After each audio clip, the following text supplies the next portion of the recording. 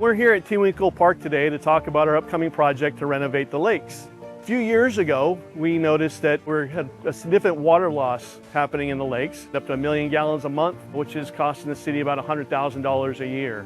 One of the main goals of the project, obviously, is to replace the lake liner and eliminate that seepage that we're seeing. Thanks in large part to funding from then Senator, now Congressman Dave Min, we've been actually able to bring that project to fruition.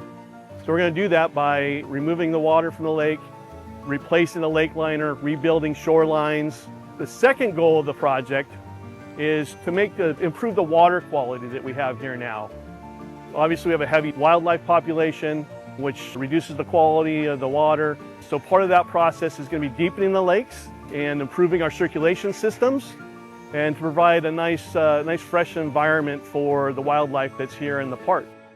The third goal of the project is to naturalize the lakes, provide a more natural looking habitat. And we're going to do that by eliminating some of the land protrusions that come into the lake, make it a more rounded approach. We'll take some of that dirt that we remove and we'll add it to certain places where we have trees growing. It'll provide a little bit more area for those trees to expand and continue to grow and thrive in this environment.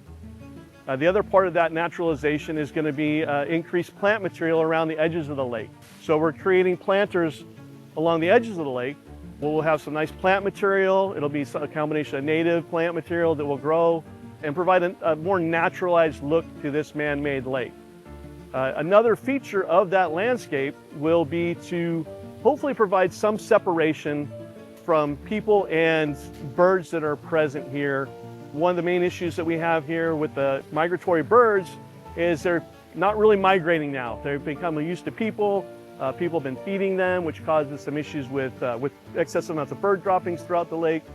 So the idea is that some of that natural vegetation that we put out there in the lake will help keep the birds in the lake and a little bit of a natural separation from people and make more of the green space usable for the residents of Costa Mesa. The project should take about 9 months overall. We're going to do one lake at a time. We're going to start with this upper lake, what we call the upper lake here, transfer the wildlife from one lake to another and have an environment for them to thrive in while we work on this project. And then we'll phase in the second lake after we complete the upper lake. Once the upper lake is done, wildlife will be transferred back into a nice environment in the upper lake, and we'll be able to work on the upper lake. And again, the project should take 9 months. We're going to make as much of this area accessible to the public as possible while keeping an eye on safety and allowing the contractor to do their work.